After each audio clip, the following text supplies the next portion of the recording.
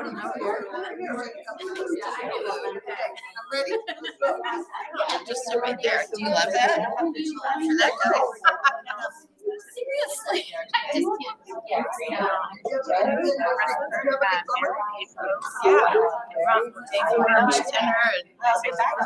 Oh, I can't remember having it. That makes me happy. Told you Right. I actually Andrew and she said, oh, Patty, you should come over. I was going to the prisoner award honoring. You get it figured out. So when I came back, I. Yeah. I should have logged into this computer and then this computer. And she wants to go to Africa. I mean, Like everything gone so much. No. And she's such a lot of anxiety. Eat a chocolate chip cookie with like 9 chocolate chips in it, or you can eat a chocolate chip cookie that's loaded with chocolate. Oh, you can eat one chocolate chip. And he goes, it's like the fentanyl pills. You can take the pill, and if somebody doesn't make it better, they can take that whole pill and they can be done. Anyway, so they were showing it, and then they were talking, you know, all the states, the arrows where it's all going to cartels, except for they didn't have any arrows to North Dakota. He was home. And then I'm So telling what you. did she say about? That's how I was in Cook County that are all cutting shortages for all money. Yeah. In high school, she went to Bend High. And why do we have such a diverse state? What does it have to do with? Good stuff. Was able to take some of Yeah. it, like, but always take the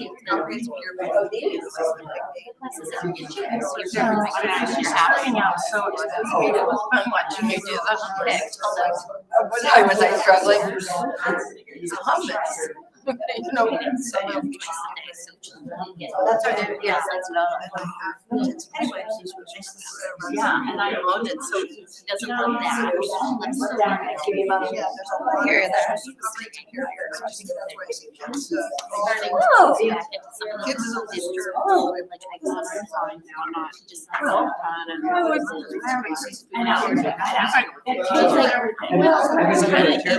Yeah.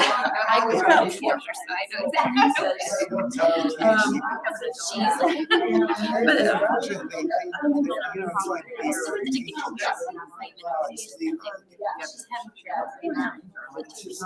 And that's what they say.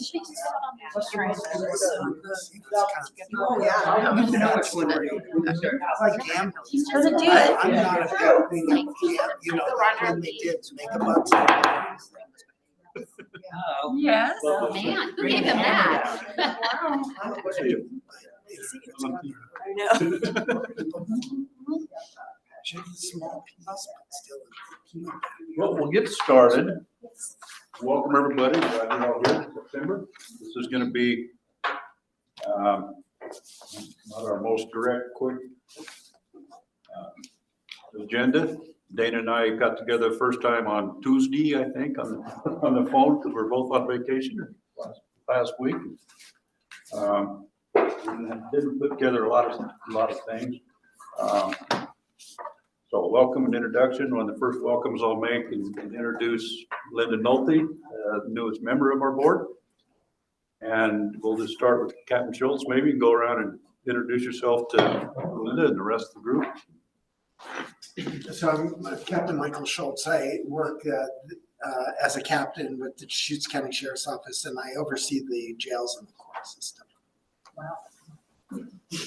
I'm Christina Lee, and I work for St. Charles, and I'm a board member. My name is Lee Butler. I'm the clinical supervisor at Bend Treatment Center and a board member. Dana Murray, I'm the administrative assistant for Deschutes County Behavioral Health. Nicole Whalen, I am behavioral health crisis program manager. Dana McBain, I'm here as a parent of a kiddo who accesses services. I also happen to work at Mosaic Community Health. Peter Bohm, board member and retired pediatrician. And Lorelei Krasanik, board member. Cameron Fisher, I work for Oregon State, and I'm a board member. I'm Roger Olson. I'm chair of the board. Go ahead. Patty Adair, Deschutes County Commissioner. I'm a liaison. Hi there, I'm Julie McFarland. I'm here as a family member supporting a family member who utilizes services, and also a small local business owner. And I'm Melinda Thomas. I'm a board member. I work for High Desert ESD and I do a lot of special education work. I'm an attorney for them. You had 3 minutes ago. Secret. It's a secret. Deanna Bristol-Ragas, Program Manager of Comprehensive Care for Youth and Families. And on the big board, we have Jessica. Hi, I'm Jessica Vieira, community member. Go chair. Paul. Hi again, Linda. We met this morning. Paul Partridge. I'm the program manager for Deschutes Intellectual Developmental Disability Services. Welcome. Holly. Hi, everybody. Sorry, I couldn't be there in person. A little under the weather and didn't want to spread it, but I'm the behavioral health director. Nice to see you all. Tiffany.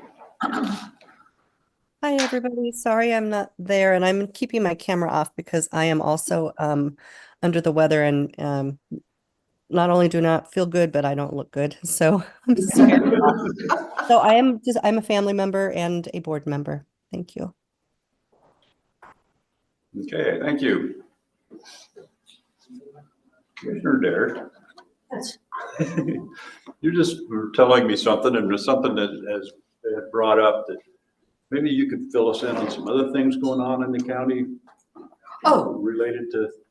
Well, actually, this morning at Deschutes County, they had an Eastern Oregon law enforcement event with FBI, DEA, U.S. Attorneys from Portland, all talking with sheriffs on this side of the mountain in fentanyl. And it was a fentanyl presentation. I just randomly happened to run into Andrew Doyle. He does warrants. He is on, when they have a drug issue in Deschutes County, Andrew is on it. He's an amazing part of the team because of the law changing and what you have to do. So anyway, I was on my way to the POW ceremony this morning. We actually have over 81,000 prisoner of war, missing in action people still. Over 81,000. So they had a special ceremony for that. So I was going to that, but I came back and went to this room, and the room was full. Law enforcement from all over. And when you see the filth and the dirt where they're making the fentanyl pills in Mexico, it really makes you want to throw up. And one of the DEA guys was giving a story of like eating chocolate chip cookies.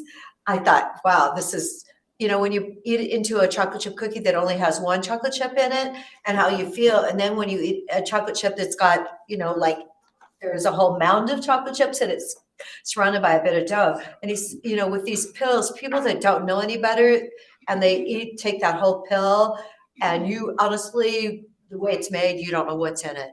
So it was really, that was what I remembered the most. Yeah, and then I was asked to leave because they were going to be discussing some critical cases with names at the end. So Mr. Gunnels, Steve Gunnels, our DA, did say, okay, now Patty, you get to leave. But it was really, you know, our numbers have come down. As Holly said the other day, our numbers have definitely improved from a year ago when Best Care lost 26 people from fentanyl overdose, 3 in 1 week. So it has improved, but it's still a serious problem. Yeah, I saw in the news that 10% over in the nation, overdoses have declined 10%. I was wondering what that was. What is it because everybody has Narcan now? I don't know. I think that's part of it, but we also have, people are so much better informed about the dangers. You know, there's been a lot of education, public education. Okay, thank you. Moving on to the approval of the August minutes. Everybody read the minutes or rewatch the whole thing on the video. Isn't that cool? Motion to approve. Second. Okay. All in favor? Motion carried. Director's report. Holly. Hi, I don't have a ton today. I think just, you know, we're headed into legislative session and it is active already. And it feels early, but it's rocking and rolling. So lots of concepts coming out, lots of meetings already happening. I'll say for behavioral health, workforce is really the top discussion point, at least right now. Lots of different issues related to workforce, some technical fixes to help make hiring people more efficient, onboarding people more efficient, just transferring people from other states, that kind of thing. And then some longer term strategies are being discussed as well around creating pathways for higher education to create pathways into community behavioral health, and incentivizing that like they do in the medical world. When you go work in the public sector, your tuition is often forgiven or paid for. So really some big creative strategies being looked at, along with some technical fixes, which is great. We're hoping just for investment, because we need to be able to be creative locally with what our particular local needs are. But we also need long-term statewide strategies that will help us overcome this crisis. So that is, I would say, the number one thing related to legislative session.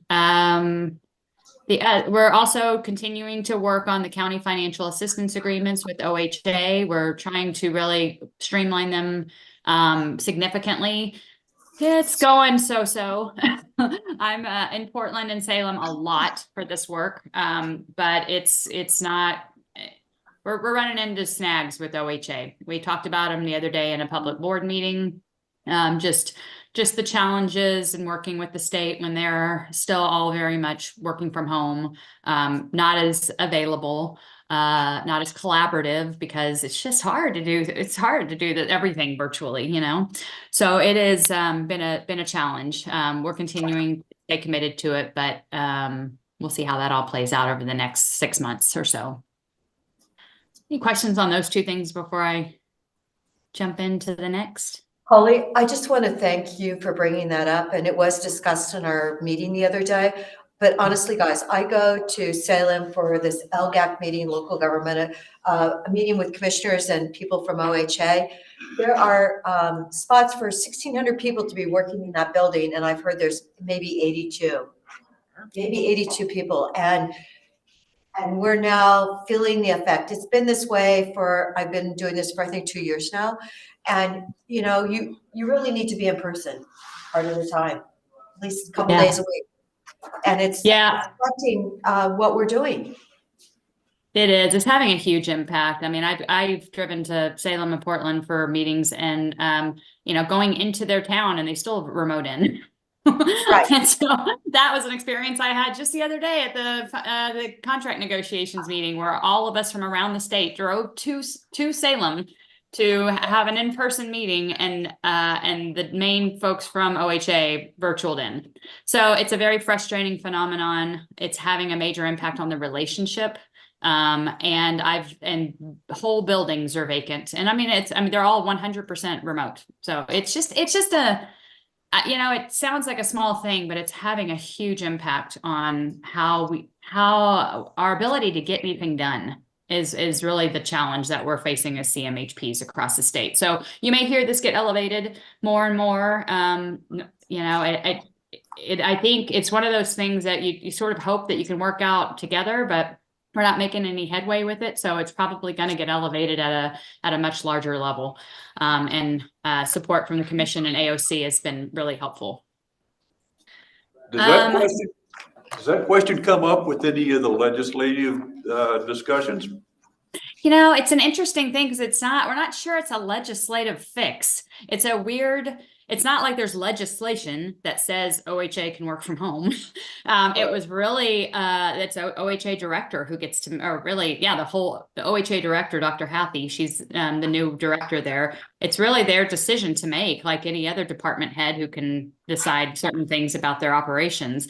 I think they had support from the legislature, because they too are having workforce issues years ago. Like the rest of us, though, they didn't really pivot when COVID sort of kind of came to somewhat of an end, and the rest of us kind of came back into the workforce in person. So I think it will become somewhat of a legislative discussion. Whether there's actual legislation around it, I don't know what that would even look like, but I think we're trying to apply pressure.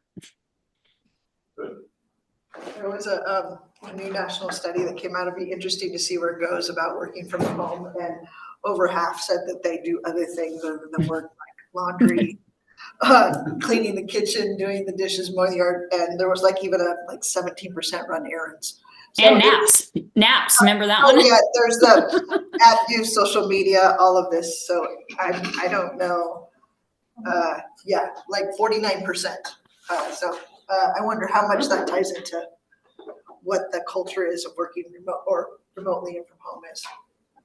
Yeah, and feeling, a little hypocritical right now being from at home, but I'm also, so I see there's a place for it when you're sick and you're, don't want to spread illness. That's important. We don't want staff coming to work when they are ill. And 100% working from home at a state level agency is not working. It's just not working. How do you say, at least a couple days a week in the office. Yeah. Linda has a question. Oh, Holly, it's Melinda. I have a question for you. I haven't been on this board during a full legislative session, so I don't know if this is standard anyway, but I'd love to have an update. I don't want to put more on your plate, but if we can find a way to get an update on what legislation is being planned and when it's introduced so that we have some legislative updates and we can find a way to support whatever, fits with our mission. I'll be happy to do that. I don't know when they're starting. Commissioner Adair might know, but our county legislative meetings will likely start happening on Friday mornings again. And I attend those and update the Board of County Commissioners on legislation related to behavioral health. So I can easily take what I update them with and bring it to this meeting and share it with you all. We actually had a 2-hour discussion the other day, totally threw off our calendar, but I thought it was critical. And behavioral health was one of the issues that came up. Of course, we are definitely working to get the child behavioral health facility here in Redmond, I believe. Isn't that where it's going to go, Redmond? Yeah. I think we'll put it wherever we can, but Redmond is on the Redmond would love it. I can say Wherever that. you want it. Yeah, just please get it done. I find it fascinating that we talk about these things and talk about it, but let's just actually do something. So that is our plan. A big meeting, and we really need to get things into our lobbyists and get things going now rather than waiting till like December's too late. Right. Get the labor unions for the schools involved. I'm just saying. Yeah, and I think we're really fortunate in that we've had a lot of legislative attention on Deschutes County, really Central Oregon, but in particular Deschutes County over the summer. We had lots of visits from legislatures that I've updated you all about, and all of that is really pre-work as we head into the session. So I think we're in really good shape. We have great lobbyists that work both for the county and for behavioral health organization, AOC MHP. And so we have a lot of advocacy happening and a lot of consistent messaging between Association of Oregon Counties, Association of Oregon Community Mental Health Programs, and Board of County Commissioners. So it's really nice that we're kind of hitting it from all angles. But yes, I'll bring updates to this group during session. Thanks. That's pretty much it. I mean, the only other thing is we're just doing a lot of work in behavioral health through our work groups and other things to really look at how we're doing business, what is the consumer experience as they come into services? Are we being efficient with the use of our resources that we have?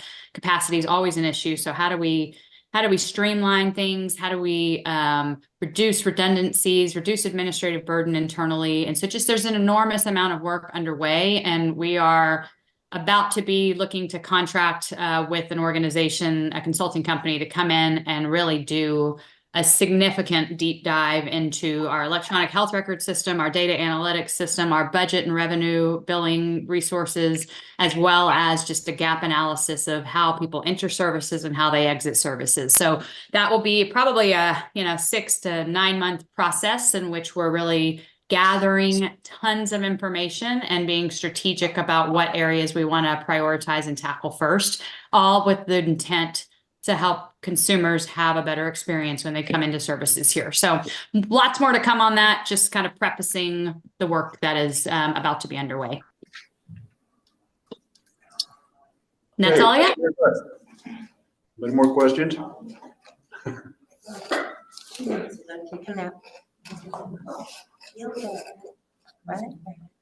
So I think I'm next. We were talking a little bit about the website, so I went ahead and cleaned it up a little bit and thought I would share it with you and see if there was any feedback that you wanted to change.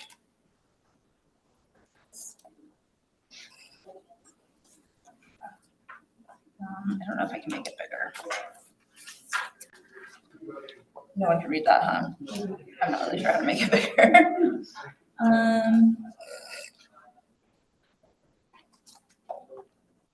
Anyone else know how to make it bigger? In here?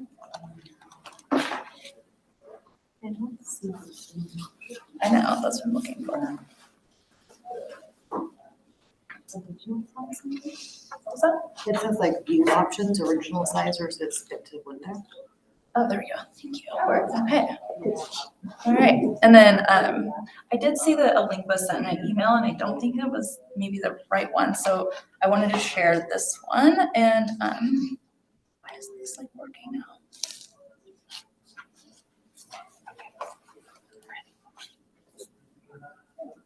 Okay.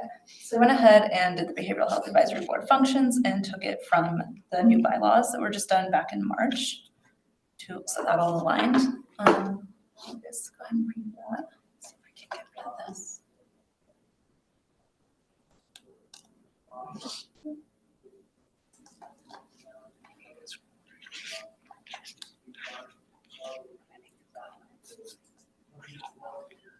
That looks so much better than it did a month ago. So much more updated. Thank you. Yeah, of course. Sorry, I can't seem to get rid of them. And then I'm going to scroll down a little bit. So here is where we used to have all of the meeting minutes. But to reduce like redundancy, I took them from here and now they're just on the VOCC website. I am going to see if I can create another link that will just go straight to the behavioral health notes so you don't have to like scan through all of them. So that's in the works. But for now, if you go to the top, click here, then it'll take you here. So then you can go to past meetings and upcoming meetings. That's great. Does that work for now? Okay, great. And then the next thing I had was, go back to the agenda here. We wanted to kind of go over all the subcommittees and make sure I have the right list of people who are participating in those. So I was just gonna go over that really quick. So I have membership and onboarding. I have Cameron, Peter, Julie, and Melinda. Is there anyone I'm missing or anyone who's not supposed to be on there? Nope. Okay. And then these are the other two that we have no members of, but have kind of talked about having a subcommittee. So we have letters of support / advocacy. Is there anyone that wants to lead on that or be on that subcommittee? I can help with that. That'd be good. I would love someone else too, but I can definitely be part of it.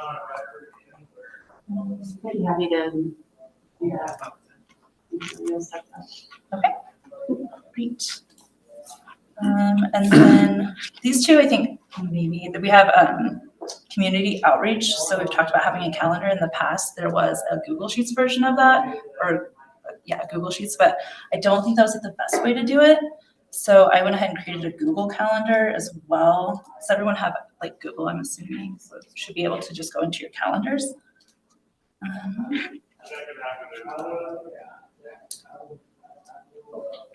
Now it's too big. Can't win. Fit to window.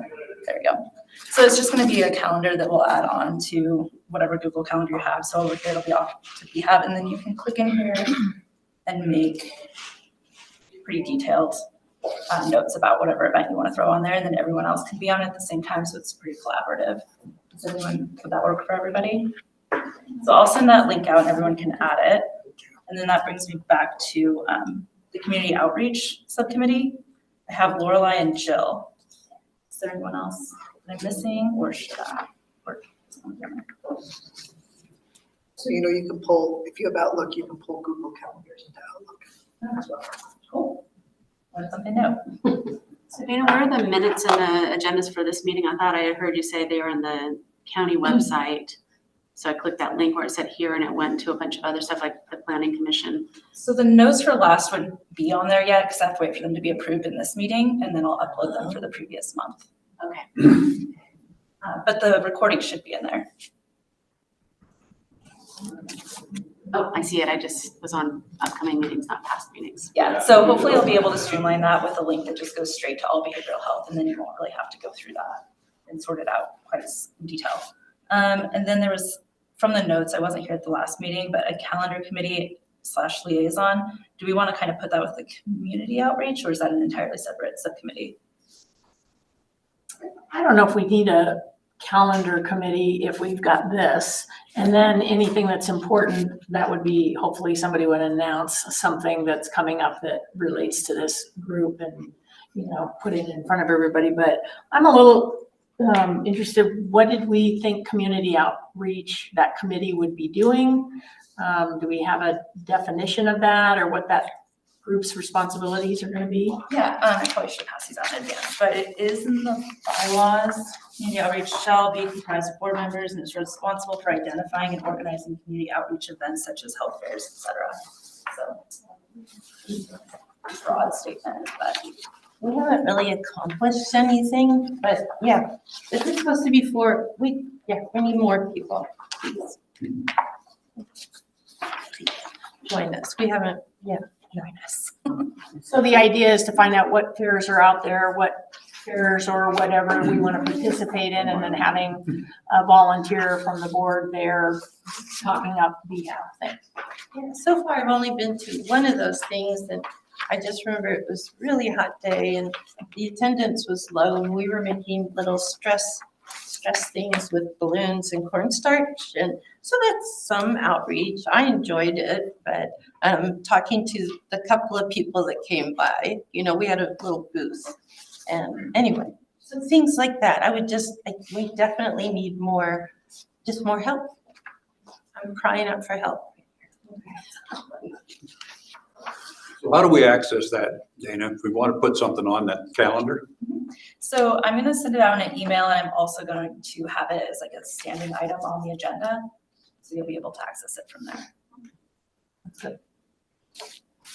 I don't want to put it on the website, it's not a public calendar, so. So I'm just thinking, I've got this NAMI thing. Coming up next Saturday, 28th, family and friends. I don't know what you know about NAMI, but there's a 12-week class or 8-week class now, it used to be 12, on family to family, where we really teach the difference of the clinical part of mental health recovery versus the family part, because we have to live with these people all the time. So that, you know, the families have a lot different perspective. Family and friends is just a 4.5, 5-hour seminar to talk about family to family class and some of the highlights of what's included in the class itself, and also you get an ebook with a lot of information in it, things like that. But anyway, that'll be, haven't done this since before pandemic. So we're trying to get back into more awareness of NAMI and the things that are available out there. It's going to be at the Community Presbyterian Church in Redmond. And Saturday the 28th from 10 to 3, we'll have lunch. Kinds of things available. Can I add on that? Since I'm also a board member of NAMI, I don't know if everybody knows really what NAMI is exactly, but National Alliance on Mental Illness, and the Central Oregon or Deschutes County, Deschutes County and Central Oregon chapter is really growing. We've added our first paid employee, so she works part-time and has an office, and we've added board members. There's about 18 workshops or meetings or support groups a month. So if you went on to their calendar, that would be on there, but also things that are 1-hour commitments where you go and family to family support or peer-to-peer support, those kinds of things for somebody who's just looking to find like-minded people and just meet new folks. You're going to hear more about NAMI because NAMI is doing a real push. And this gal who's working for us is very marketing and socially media inclined. So she's really blasting out a lot of information, and there's a real push to do more and more NAMI related events with the primary goal of creating awareness of the organization and what's out there. You'll see them at more fairs and those kinds of things, but also a real fundraising push, because every single NAMI program is free to anybody who's a Deschutes County resident. So, so we're really trying to raise funds, and I'm the fundraiser, sponsorships, donations. So if you know of anybody or have anything, send them my way, because I'm a bit of a pit bull, and I will call until I get something squeezed out of them. But I was going to add one other thing about that. But NAMI's really doing a lot more, and they're growing really, really fast. And that's that main fundraiser that I told you about in May. And then we had one again in May, which we grew a little bit, doubled our participants, and doubled our teams. And our goal is going to be really aggressive for May of 2025. It'll be on a Sunday instead this year, so it's not competing with other local events, but there's going to be a real push. And so I just think you're going to hear more and more about NAMI, and it's going to be out there more, I'm hoping. So anyway, that just to add on to that. Yeah. Okay. And one thing I always tell people, and talking about my story, nothing I have done in 20 years in this field has had more impact than taking that family to family class. Just very impactful. Really changes the difference. Our clinicians, as great as they are, only see these people for a short period of time. And I know they lie. Everything's good. I'm great. Had one example of a guy that actually lost his benefits because he was going to a regular doctor to get his medications updated and stuff. And the doctor asked him how things were going. He says, "Oh, we just bought a new house, and doing all this remodeling and everything, and it was just great. His life was really good." So the doctor just said he didn't need benefits anymore. Doing all this stuff. Well, his mother was doing all this stuff for him. And it took her almost a year to get his benefits back. Because that's the way he reported, So anyway, there's a difference. Yes. Oh, Jessica. Yeah. Can you hear me? Yeah. Okay. The reason that I put my hand up is I was taking a look at the board committees, and I was hearing about the community outreach committee, and that there was a cry for support. Originally, when we were looking at committees that would be beneficial for the board, we took a consensus of what folks felt was important, and the committee for the community outreach was identified as one of them, and that's how it landed in the bylaws. And then when it got operationalized, some of the questions were, well, really, what would the board do out in the community, right? And so the couple of things that there were board representation of were attached to a behavioral health table that was already at the event. So what I want to say about that is it became kind of interesting about when we operationalized it, it's like, really, what did we want to accomplish? And it was vague. Now, at the time, there were some board openings, so we wanted to recruit some board members. So that was a tangible thing. But where I want to land here is if we're finding that there is less opportunity than we thought to participate in communities as having our own table or our own independent presence, as opposed to being with something larger with Deschutes County, then maybe that committee can be reevaluated if it's needed at that level of presence. So I just want to put that out there, because I know that things move and change, and we have those ideas that are important to people, and then when it gets operationalized, we see that it wasn't perhaps what we thought, or it didn't get implemented or have the outcome that we thought. So I just want to put that out there for kind of seeing how it looks. So that, that's it. I guess I'd be repeating myself after that. So I just want to put that out there for consideration. And Cameron has some. I was curious, is that the committee that was working on the RAC card for informational purposes? Or is that a separate? And is that what we were thinking was community outreach? No, all of that work, the bylaws, the RAC card, the onboarding packet was all so that we had some materials to show individuals, but that was not the purpose of the committee. The purpose of the committee was go out and be the face of the board.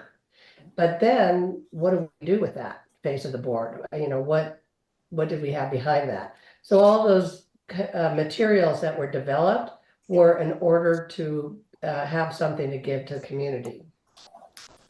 For potential board members. So now it seems like that's kind of done, right? So I think you have a great point of like, if there's not necessarily an intention behind. Yeah, like the goal was to go to 2 community events because some people of the board felt it was important to be more visible. But then when it came down to doing it, the greater question is visible for what? Right? Certainly Deschutes County Behavioral Health should be visible, and it is visible, and we can tuck into some of those events. But do we have enough to have a standalone committee? So that's just what I want to bring it up in terms of resources and benefit versus resources.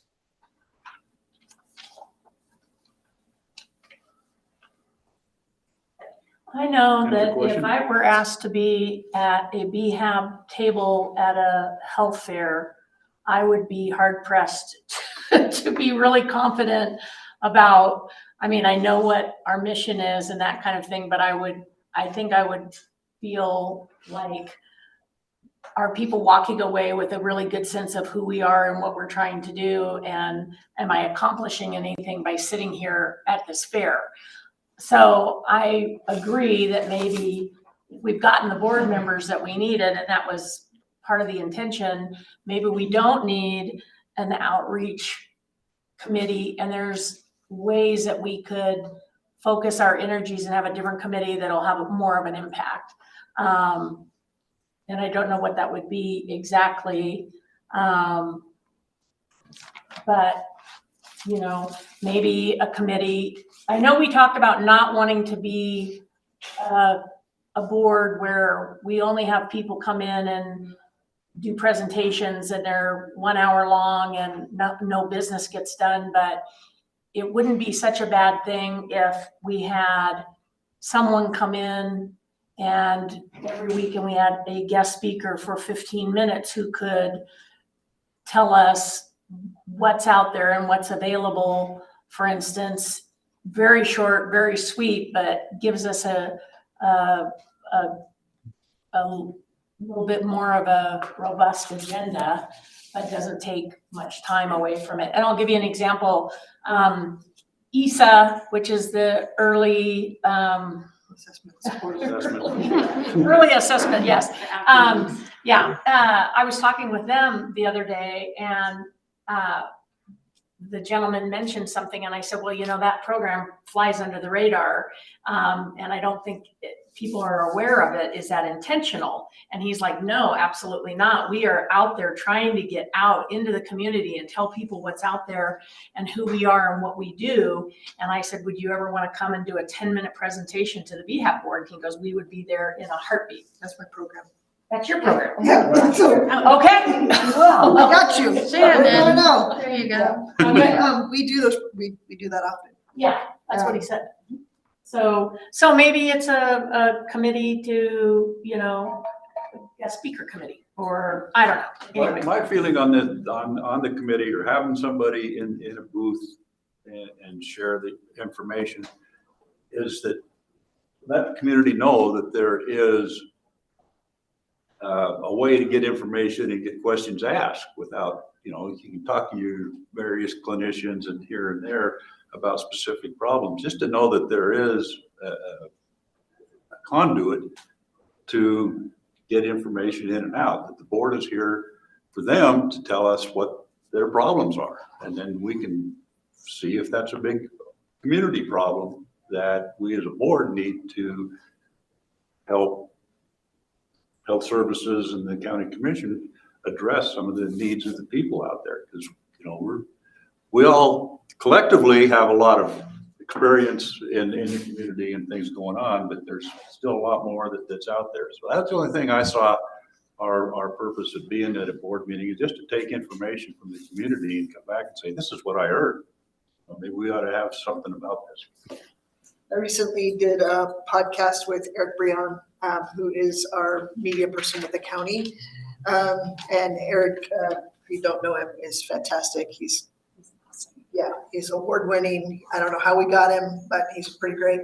He did a good job with you. You did a good job. Oh, well, thank you. But that is something that maybe we could do as part of this committee, that we could have their own podcast and be able to have that out there for community members to listen to. He also did a video for us for the drop that's on our webpage that might be another option, where he just asks our drop-in staff certain questions and then they answer them, and he put it together so that anybody could go on and look to see what the drop would be about. So I know he did, or someone did one for Holly's when she was the crisis supervisor. So those are really good ways to have it out there, and then if you're going to go to a booth, refresh your own memory about what this does, but also to direct people to say. So anyway, that's something we could explore if this team wanted. I'm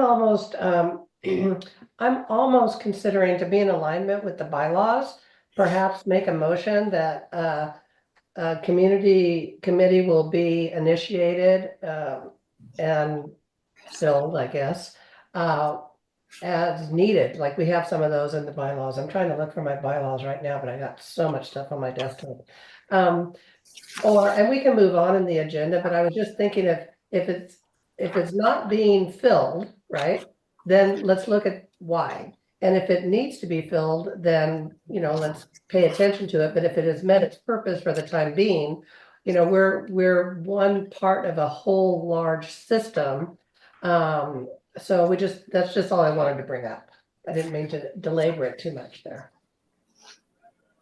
I'm brainstorming here, but so my thoughts aren't very set, but maybe community outreach could be whomever spearheading the committee would put together once a month.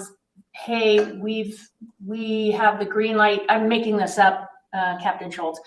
We have an appointment with Captain Schultz down at the jail to meet with him, and he's going to give a quick tour for 15 minutes for anyone who might be interested in going. It's at this time. This is for BHAB board members. However many people show up, let's say 5 or 6 or 3 or 4, and somebody agrees to go back to the BHAB board meeting the next month and give a report, because that's us going out in the community, getting information and bringing it back to the board. And I think that's maybe what community outreach is, or we're going somewhere and we're getting information. What are your barriers when you go into a shepherd's house or a Bethlehem Inn, and taking that information and bringing it back? Maybe that's what community outreach should be. A totally different focus than sitting at a fair, We might, Jessica, if you found your bylaws, it's on page 5 that it says Community Outreach Committee shall be comprised of board members and is responsible for identifying and organizing community outreach events such as health fairs, etc. So we may need to kind of think about, changing the bylaws just to expand that a bit. Yeah, that's all I wanted to bring up. Lee. Yeah, looking at the definition, I think we need to, it's like what you're saying, changing that, and it seems like there's competing things to look at for maybe an ad hoc thing of going to an academic fair with the intention of finding TAR, going to a program to find a board member, right? Those are more targeted purposes. But also, just thinking about like, what are the deliverables? I was at the event where I was talking about, and it was cool and all, and we were at the Stabilization Center's booth, and that was cool. But they were celebrating their 1 year, and we were handing out these like, hey, come be a member. And that didn't help what we were trying to achieve. And to be a little more intentional, and if we don't have a booth with deliverables, even if it's like swag bag things, to be more intentional with where we're directing that. Because the way it's written, if we create the calendar, we've accomplished this also. And that's not what we want, because we want to happen. Yeah, I think maybe the ad hoc makes sense for some opportunities. Meets the criteria. So. It's really well said. Thank you. That's so well said. And that's kind of where my mind is at too. I'm thinking about being strategic with our use of time. And then I always think about public health concepts like downstream and upstream. So downstream impact, they both have value, right? But a downstream impact is like two people going to a fair. But for me to stay engaged in this work and keep doing this line of work, I have to be involved in like upstream impacts. So it's what projects and where can I direct my energy that makes the most impact on the most amount of people. So I think more of like a letter of support in terms of our identity and what direction we want to be heading in. Can we advocate for the child facility? Can we use our collective power to really advocate and, sign things and put our names on things? So that's, I guess, where my heart is at really with BHAB. I agree 100% with that. I think the advocacy component, we've talked about it before. Roger did a nice presentation on that, and that was kind of it, but that's really what our voice is for. That's what it talks about. So I think, what Christina said, and also kind of in a combination with what Julie said, like what resources are available that can be shared out? Can we take some responsibility in making sure people know what's available, and also bringing back stories? There were so many stories about kiddos who need places to go that we don't have. And I think we could have, sharing those among everyone here is really valuable. There's so much to be gained by it. And then from that, there's the advocacy piece. So yeah, I think that's.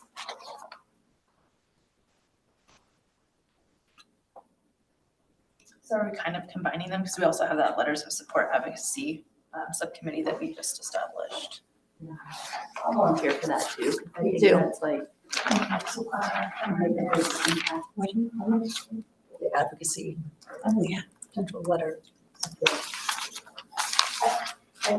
Maybe I missed this, Jessica, but just that going back to, and I think the way both Christina and Lee kind of laid that out, absolutely, I totally concur.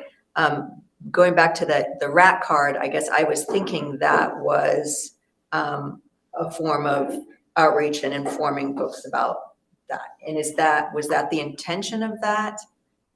It wasn't about recruiting board members. It was about informing people that this advisory board exists, right? Well, I think it was twofold. It was to get the advisory board out of our seats and into the street.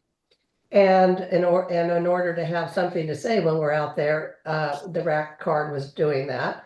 But yes, as long as a RAC card is just not sitting in a box, then the answer would be yes, it is achieving, that deliverable. But how do we get it out? And then again, what do we want folks to know about the advisory board? I think that's still kind of vague.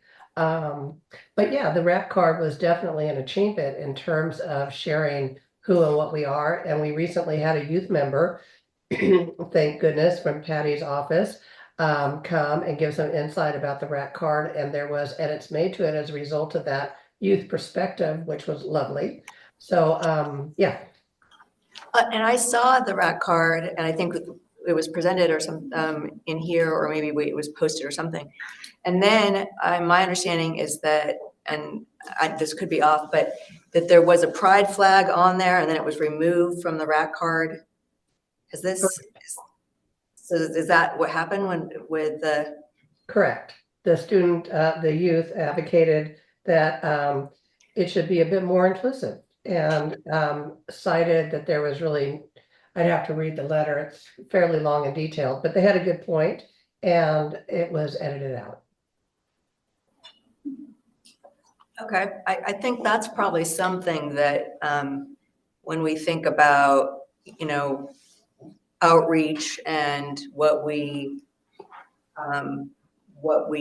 take to community, because I think the draft that I saw or the discussion we had was that was going to be part of this communication to our community, and then to hear that it was removed, I think that's something that we should probably consider for future outreach, that is probably, in my opinion, not the best choice for belonging and inclusion when it comes to behavioral health for a county.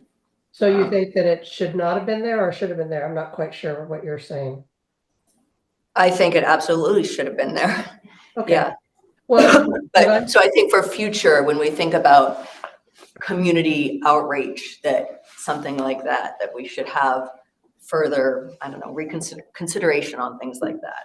well, you know what maybe could have happened differently, and it was the first time that we had had some youth input, and there is more, it seems like there is a growing participation of the board, which is wonderful. So having a little bit of hindsight, maybe what could have happened is that we could have brought that letter to a board, or we could have emailed it out for board members to see the concerns of the youth member and then have a discussion for it. So that could be something that could be done in the future. Truthfully, I didn't think of that. I don't know, Roger probably didn't think about it either because we didn't do it. Trying to find the letter. No, right I think now. that's a great idea. I think, yeah, I think that's a important.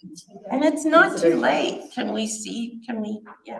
It's worth mentioning. I don't have the letter anymore. Sorry.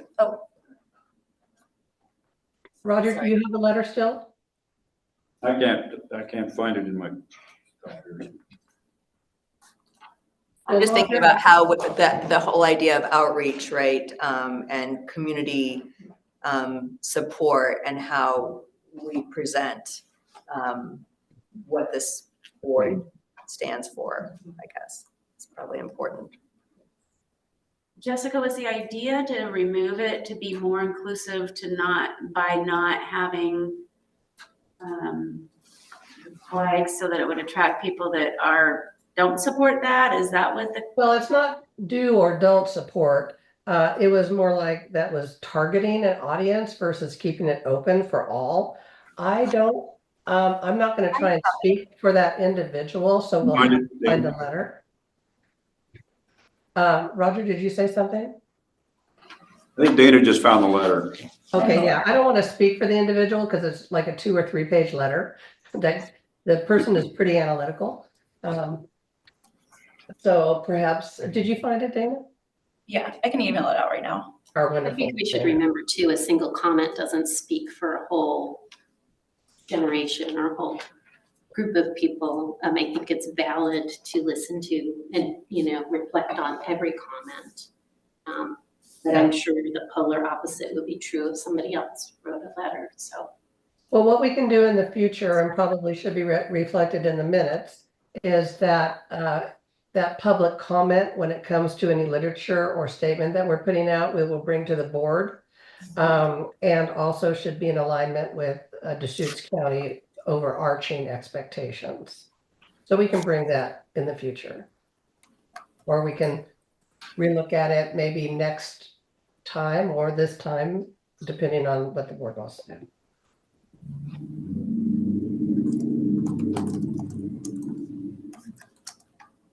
And I was mentioning, it hasn't been reprinted and I sent out the letter. So if we want to have further discussion, we can leave it on there or remove it, but nothing's been put out in the public yet.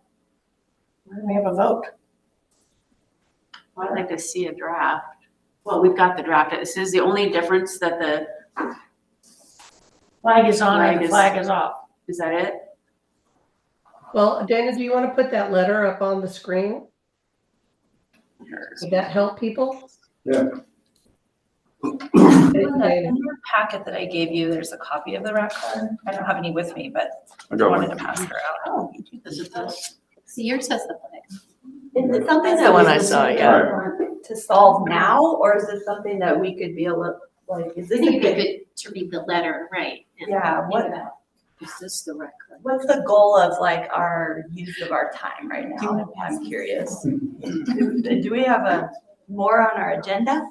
Well, We do have. half hour's worth. Okay. Well, the only thing on the agenda. so. Jessica, it looks like the pride flag is on the one that I've got. Right. And Dana can find that, the letter we got from somebody who's in the DEI realm, when it was. Well, we do his have, capacities, said it looks like it's exclusive. That we don't have everybody else's flag on there. Everybody else's flag. I don't know, how many groups are there? Well, I don't know what that you could refers. have a disability flag, to be fair. You could, Right. you know, there are a couple other things you could add. Yeah, you in could there. add that too. That'd We be. have veteran services. We So could- I see all that- kinds of other. Yeah. I can get. I That's get that's a that great idea. perspective, Like, Have you, well, things that you see at the bottom of, I thought you meant like maybe an opposite flag or something, and I was like, what? Oh, yeah, that's But, kind of what I but things thought. you see at the bottom of public service or public, you know, resources, you often see, you know, pride, and you're right, a disability flag and Yeah. veteran services, Yeah.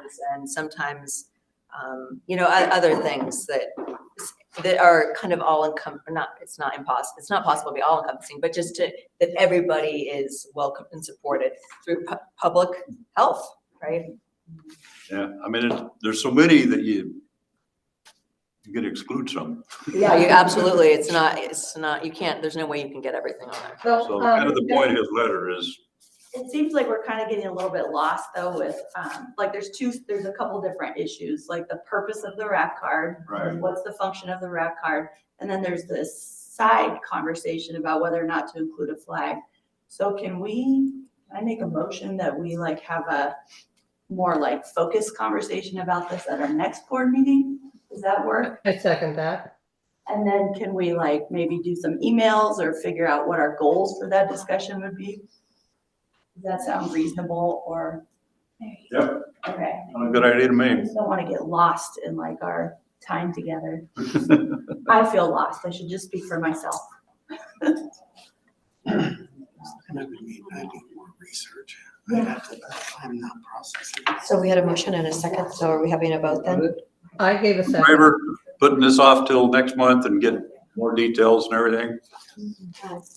Motion carried. You said you don't have a lot. I know people want to leave. I have one thing I want to come back to. I think these committees are important, and I'm excited because people are starting to find an area within the board that they want to participate in a little bit more. And so I want to kind of throw out there that maybe it's at the next meeting where we firm up maybe just 3 or 4 committees and what they do. And so people can, if asked, if they're signing up for something, they know what that committee might entail. And to me, the membership committee is pretty self-explanatory, as is the letters of support and advocacy. Community outreach could be a committee that is going out into the community, getting information and bringing it back. And that could include a tour of a facility or a homeless shelter or a food kitchen or those kinds of things. And then I think that instead of calendar, committee, and liaison, maybe it's called a guest speakers calendar. And it's as simple as that person or that committee coming up with 1 speaker per month that gets 10 minutes at our meeting. Somebody who comes in from ESA and says, this is what, with real strict how long you get to talk for, so that it doesn't interrupt all the other kinds of things that we're, or take away from the other kinds of things that we're trying to do. So that would maybe be another committee, and then keep it simple and short until we figure out they're either redundant or they're not doing anything, or there's a better way for us to spend our time. But I think the committees are important to define and then figure out what they do, same thing, and then get some people on them. I mean, we're already getting more people than we've ever had before on committees, so that's amazing. I don't know, it's just That may be another set discussion, I Yeah. think, on, That's what I said, so. yeah, we to have define it that, on- Yeah. yeah, I think that's to have that at like your agenda Agenda item. item? It sounds like there's a lot of, I feel confused about Right. committees. Yeah. So, yeah, I think that's a great idea. And we do Dang have it. one more thing on I'm the sorry. agenda item for today. What, Jessica? Say that again? I said there is one more thing on the agenda item today. I heard some Oh, people say no. that they're ready to leave. Right. What did you have? Lorelei? Me. Oh, I love everything you're saying. That sounds so wonderful. And I'm just like ready to have a committee meeting. If we put out an email and said, who wants to meet up, right? Would anybody meet up with me and Jill and, yeah. Before the next meeting, I perhaps, see, because you don't want to wait for the, something like I that. see the timeline. Yeah, but following what Julie was saying, I love that so much. Anybody, come on. I know this is a busy time of year, but I'm just asking. Aren't we waiting till next meeting to kind of clarify what this is? See. Well, I think she's trying to say she wants to move forward faster than wait for, which I get, you know, you, yeah. Okay, I'll have my own meeting then. And I'll Come to report the office back to you. every Friday or every Wednesday at 9. You guys can come a little early and chat with her then. Make her feel at home. All right, I'll have my own meeting then, I I'm guess. not trying to tamp down a meeting. I just wanted to make sure. It has been a little bit of a confusing, I'm a little confused too by the conversation, but I thought that's kind of where we ended, is that we have a broader discussion about what this looks like and define it, so then people would be maybe more interested in joining the committee. I might still report back to you all next week. I'm just so tired of things getting pushed out and pushed out. I see what you're saying. apologize. Yeah, no, you have a good point. Did we have the last agenda item? What's that? What's the item? What is it? Well, it says board officers. Yeah, what? It says Jessica and I are gonna talk for a half hour. Oh, Lord. Ain't gonna happen.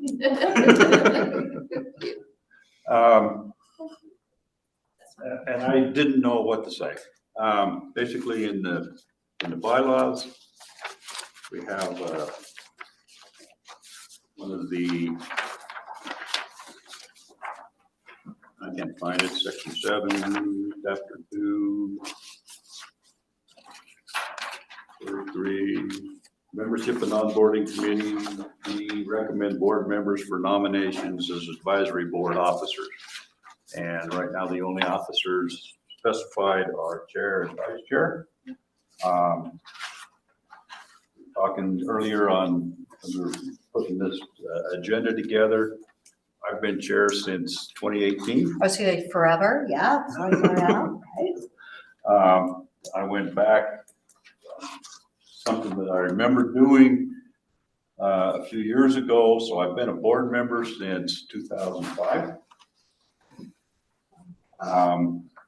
My term ends in December, and I'm gonna retire. Wow. So it's gonna add to the need for committees, I think. You know, I've been unemployed most of that time, since 2010 anyway, retired. Unemployed sounds big. So, you know, I've had a little more time than most of the rest of you to kind of take on these duties. So I think, look, going forward, I think committees need to do more of that work because, well, not all of you have jobs that you've got to do. So that's my point. It's been one of the most wonderful things I've ever done. I've really enjoyed being on this committee and being in work in this field that makes no sense to me. But I also have some other family things that need some of my attention, I guess. Then I hear Holly talking about this new program of measures, weights and measures or whatever. Find out. So that kind of makes me wonder, what am I doing? Anyway, but that's my decision after a week's vacation. Not thinking about anything else, not thinking about anything period. So I don't know what else to say about that. But that committee needs to come up with some nominations for Sure. Now, Well, you could Jessica serve again as co-chair, or is she eligible to move up? What about the details of that? Because, how many years have you been co-chair, Jessica? 2, and I think my time is up next year. I've had some changes in my job and I'll be traveling more. That will, I'm not getting off the board, but it may be that I am looking for somebody else that might be willing to be the co-chair. I'm going to be traveling more down to California, and that typically is on Fridays. I've missed quite a bit. So so I guess what Roger and I were talking about is putting the seed in individuals who might like to take those 2 positions, and they would start, I guess they would be voted in December and start in January. I could be wrong. I just want to say that this board has really come a long way, and this is a very exciting time for this board. We've had some really good, robust discussions and some movement forward. I'm really hoping to see more of that letters of support for us to understand what we can do and how we can support more legislative and other types of ways of situations to support. But so if you think that's something that you would like to do and have the bandwidth to do it, that this is the time to start thinking about it. So I think that's what we wanted to say around that. Right now we have a full board, so that's filled, but a couple of these positions. Jessica, do we know how many positions will fall off this year? I know we're a full board now, but can you rattle off that 3 people will fall off come December or anything like that? I can't rattle off anything. However, I do know that Dana, and our beloved Dana, I want you to know she's our support person. She's not a board member. And what she does for us is voluntary. And so I'm going to defer to her because she does keep that list, but she doesn't keep it for us. She keeps it for her reporting under her job that she does get paid for. However, Dana does keep those things. Sorry, Dana. So Dana has the. You guys are sweet. And I'm out after December as well as Roger. So, and I'd like to just still attend though, so if that's okay. Yes, please. That's lunches, sorry. It would be the same without you. You've been here almost as long as I have. I don't know who else. That was kind of a depressing way to end the meeting. Losing your 2 stellar stars, right? Still got till December, we can still keep moving. Oh, yeah. I would We just never like meet to in say, December though. We don't. It's like, oh, it's holidays. I just want to say, I really think it's kind of an exciting way to introduce the concept. We could have a retirement party For coming Coming off this the year. And we don't know if they want to come off the board yet. We know their term is up, right? Is that? How many people? 4. 4 more in addition to these 2 that we already have 4 total. You don't know, right? I had to go. So do the bylaws allow them to be reappointed if they so choose? There's no limit. Yeah. That's why Roger's been here. Other things in my brain. I'm gonna retire, so you can bring in some new blood. But Actually, I'll still be around, I just won't vote. when Deanna Carr called me and wanted me to come down and meet with her, I thought she was gonna tell me, you know, you've been on here for 8 years. Term limits are up or something. And yes, we do care. Can I ask a There question? is no term limits. Either Jessica or Roger, if we know we're losing 2 board members in December, and there's 2 other board members that are out there that our terms will be up, would it be appropriate for one of the 2 of you to contact those folks and find out what their intentions are? Because if all of a sudden they say, no, I had no intention of coming back, we now have 4 empty board seats and we should get started on that. And if they do want to come back, that would be wonderful to know that too. Especially as we're looking at, you know, co-chairs and committees and that kind of thing. Is that something somebody might? I think, let me first start by saying this. I think that this is a really exciting discussion because it really speaks to the transformation of this board. So I just, you know, it's Roger deciding that he's going to retire is sad, and it's also lovely for him to have that time to do other things. I didn't say that I wasn't going to be part of the board. I said that I need to step down from the co-chair. So you're not losing that piece because I have other things that are pulling. But having said that, it probably is a good idea. And I know that Roger every year goes over that list and checks for people who may be not interested in continuing with the board. So I do think that that should be something that maybe we could put on next month's agenda around the results of that, checking it out with the board members. And then probably, yes, think about if you would like to be a board president, I guess, chair and co-chair. And that would be the secondary type of thing. And if we don't meet in December, then we've got October and November to do. I just saw in the, Patty, to your question, I saw in the bylaws that members can serve 2 successive terms if reappointed by the commissioners, but at the end of each term, they have to reapply, so. Right, that's what I would think. Yeah. I mean, to make it, That's what it says in here. Yeah, that's what I'm saying. so that's good to know. Because normally we do sign those letters. So it's not an automatic rollover at the discretion of the board member. They can request to be nominated. Is that what we do, though? I mean, is that what actually happens? We are now because we're following our bylaws. These are good bylaws. Yeah, they were new from a year ago.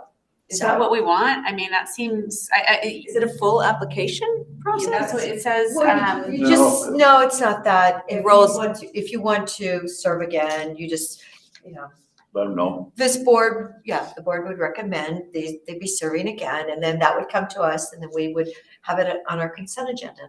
Okay. It doesn't say must fill out an application. Well, it says after a member finishes their initial term, they may They apply for nomination. So maybe the application is, I want it, yeah. I think it's just Roger reaches out Yeah. or has reached out, and, 6 years maximum, it says. Oh, my. Law, Roger. That's because I was hired under the old bylaws. That's why I rewrote these. You forced yourself out, right? You're like, good time. You have to be careful. When you take. I think that somebody should be making a note of the edits that we're finding in the bylaws. 6 years. Definition of the Well, it's really actually honestly better because you get a turnover, but the really important thing would be, I would hope, is that we'd have like a co-chair and a chair, and they wouldn't both, step down the same year, so we would have some kind of a continuity. Yeah. If Yeah, that's for at all the officer. possible. But it sounds like maybe it's not next year. Last year it took some arm twisting from a county commissioner. Just a little, right? Just a little. So as we are, when we come back and talk about this next month in terms of the committees, maybe we should be, somebody can be taking notes, and I could have today and I haven't, on those things that we might like to edit in the bylaws as we're as we're reviewing the bylaws more and counting on the bylaws more, finding those snags that we want to edit. A suggestion.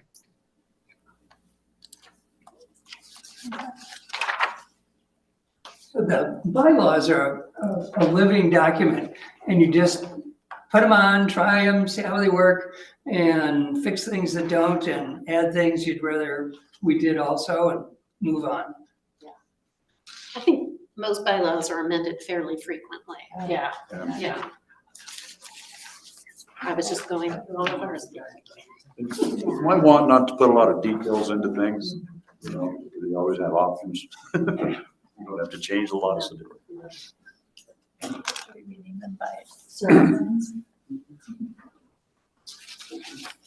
Anything else for good of the order? Or a motion to adjourn? Second.